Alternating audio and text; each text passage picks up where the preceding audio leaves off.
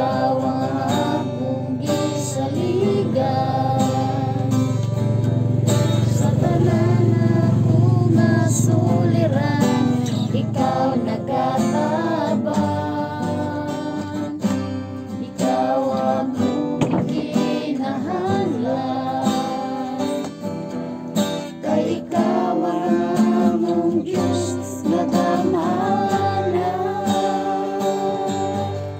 Pagkanindot na mo daig sa ngalan mo, Kristo, tanang ikinahanglan ko anagan mo. Pagkanindot na mo daig sa ngalan mo, Kristo, walay kahadlok kabaka. Bisan wala tuo ang problema, basta ikaw, basta ikaw, basta ikaw iyo anak.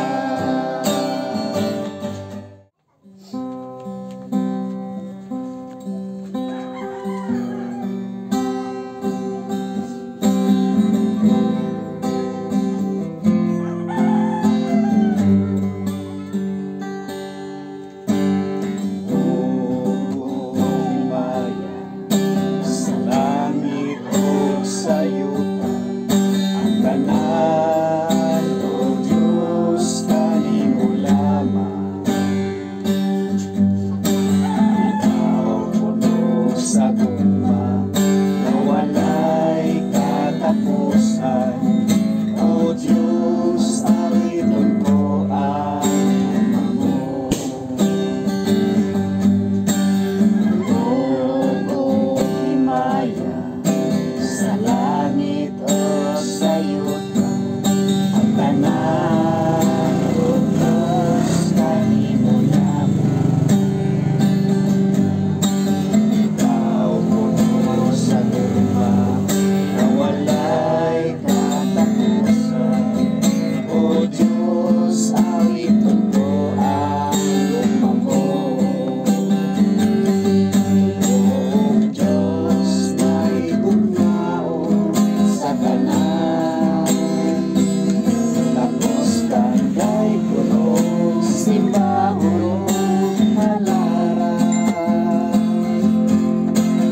Ang tanan kong guma, igatugyan ko kanimo. Ang kinabuhi ko, O Diyos, kanimo lamang. Hello guys, good afternoon. Patungo tayo ngayon sa Balos class. Sa nakita nyo ay medyo hapon na dahil inuna namin ang cottage for meeting. Ay ayun, ang ganda ng mga bulaklak dito na mukadkad na. Sama ko ang tulang bata.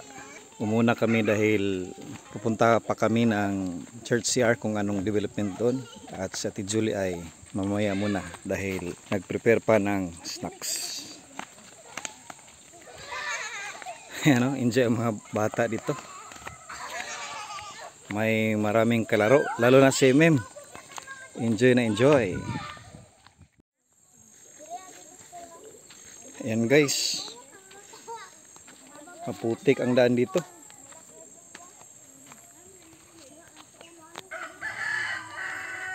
Tsukulit na tsukulit. Pon, di na pon.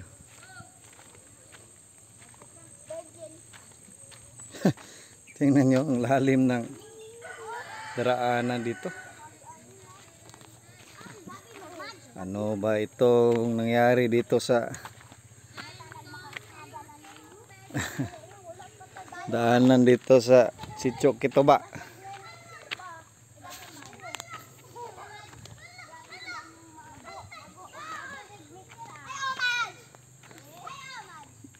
Masyadong malagkit at maputik.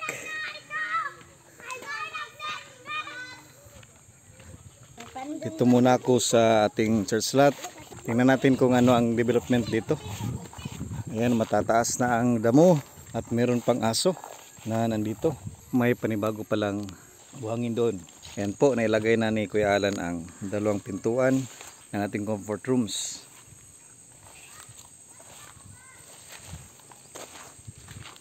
May pintuan na. Ayan. Ang kulay po niyan ay dark brown. Parang gray dahil yung silopin niya ay color gray. Tingnan natin kung ano na ang development dito sa loob.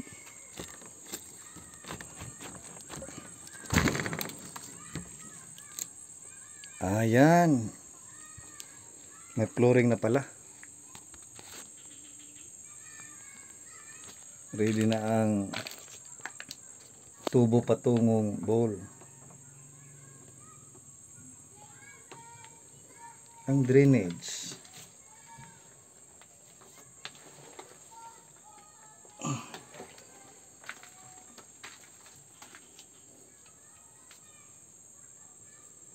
Parang dyan pala ang drainage. Yan po, dito sa kabila ay nailagay na po ang ating bowl. Ayan. That is our bowl. At ang kanyang drainage.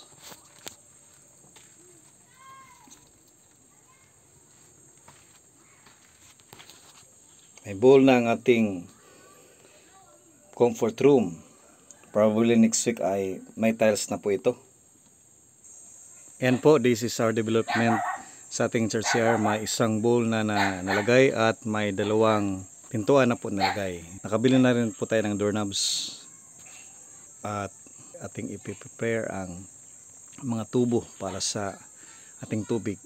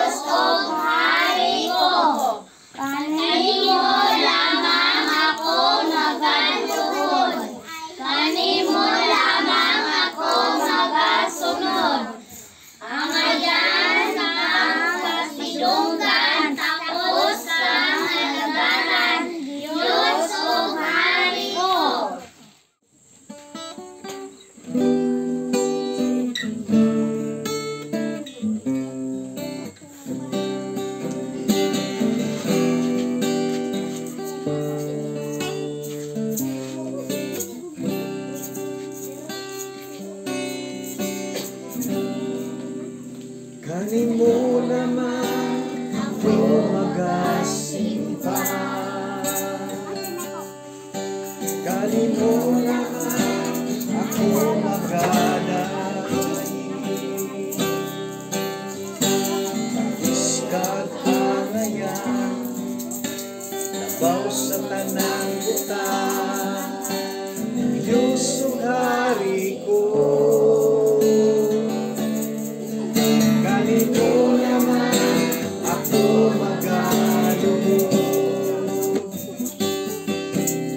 Kanino naman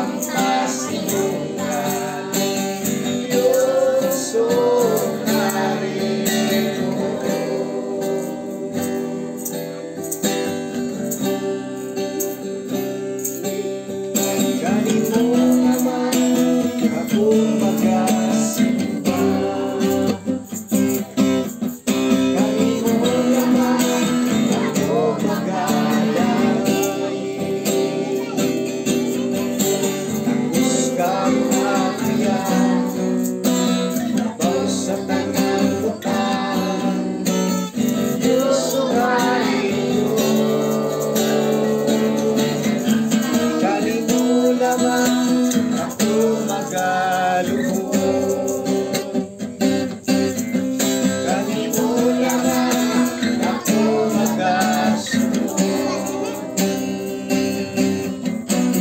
Yang kapasinungan, takos na alagaran, Diyos o Harino.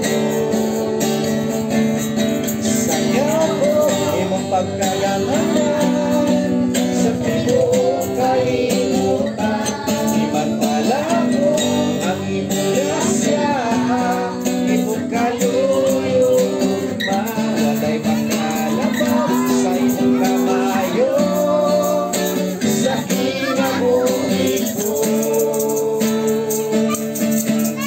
Alayan kang pasinugan, Diyos o Harino. Sanyaw mo ang imong pagkagamanan, sa tibuok kalimutan, ipagpala mo ang imong grasya, imong kaluyo, walay magkalabang sa imong kamayo, sa kinabuhi ko.